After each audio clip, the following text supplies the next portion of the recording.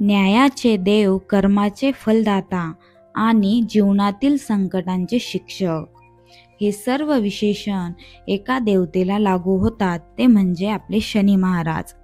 26 मे 2025 रोजी येणारी शनी जयंती ही केवळ एक तिथी नाही, ती एक संधी आहे आपल्या जीवनातील अडथळ्यांना दूर करण्याची आणि आपले कर्म सुधारण्याची.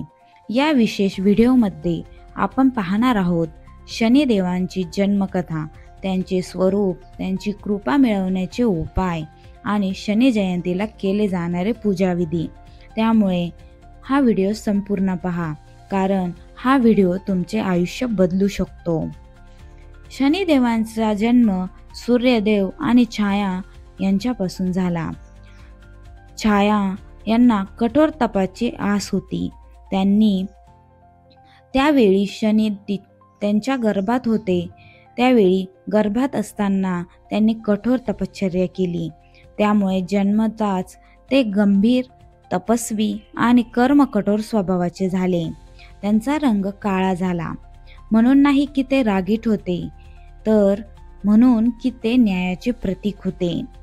शनी महाराज कोणाच्याही बाह्य रूपावर नाही, तर केवळ कर्मांवर विश्वास ठेवणारे आहेत. शनी महाराजांचे वाहन म्हणजे गिधाड, कावळा आणि काळा घोडा. त्यांच्या हातामध्ये त्रिशूळ, धनुष्य, गदा असते. शनी महाराज मंद गतीने चालतात, त्यामुळे त्यांचा परिणामही दीर्घकालीन असतो. शनिदेव कर्मफलदाता आहेत. त्यांच्यापासून सुटका नाही, कारण त्यांचा न्याय अचूक असतो आणि कठोर असतो, पण नेहमीच योग्य असतो. शनी ग्रह हा मकर आणि कुंभ राशींचा स्वामी आहे. शनी 2.5 वर्ष एका राशीमध्ये राहतो, म्हणूनच 7.5 हा काळ 7.5 वर्षांचा असतो. जर शनी अनुकूल असेल तर ते राजा बनतात, पण प्रतिकूल असतील तर संकटांमध्ये टाकून आत्मशुद्धी करवून घेतात. या काळात माणसाचा अहंकार तुटतो, माणूस नम्र बनतो आणि खरं अध्यात्म त्यांना कळतं. शनी जयंती ज्येष्ठ अमावस्येला येते. ही रात्र अंधाराची असली तरी पण त्या अंधारात शुद्धीचा दीपक पेटवण्याचा काळ असतो. या दिवशी शनिदेवांची पूजा केल्यास 7.5 शनी दोष, मानसिक अस्वस्थता यामधून मुक्ती मिळू शकते. शनी जयंतीच्या दिवशी काय करावे? शनी जयंतीला सकाळी लवकर उठून शुद्ध स्नान करून काळे कपडे परिधान करून शनी मंदिरात जा.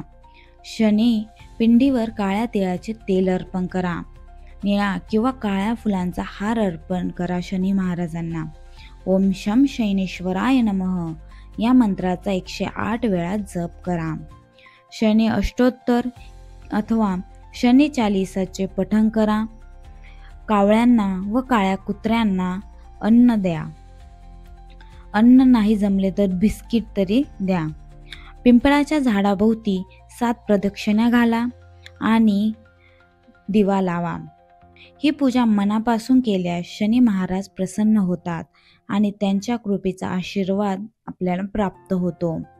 शनी जयंतीच्या दिवशी अत्यंत सोपे उपाय करायचे आहेत. ते प्रभावी उपाय कोणते ते जाणून घेऊया. हे उपाय शनिवारी केले तरी देखील चालतात. शनी जयंतीच्या दिवशी झाडू, काळे कपडे यांचे दान करा. काम करणाऱ्या मजुरांना भोजन ग्रहण करायला द्या. अंध व्यक्तींना मदत करा. शनी त्यांच्यातच आहेत. दर शनिवारी लोखंड, काळी उडीद, काळे वस्त्र दान करा. शनिग्रह यंत्र घरामध्ये प्रस्थापित करा. नारळ तेल, काळे तीळ किंवा सरसोचे तेल म्हणजेच मोहरीचे तेल यांचा दिवा शनिपिंडी पुढे लावायचा आहे. शनिवारी रामरक्षा स्तोत्राचे पठण करा. हे शनी शमनासाठी श्रेष्ठ उपाय आहे. शनी हे शाप नाहीत, ते तपाचा एक भाग आहेत. ते संकट घडवत नाहीत, तर ते आपल्या कर्मांचे दार उघडतात. जेव्हा आपण शनी महाराजांना स्वीकारतो तेव्हा आपण आपल्या कर्मांना स्वीकारतो.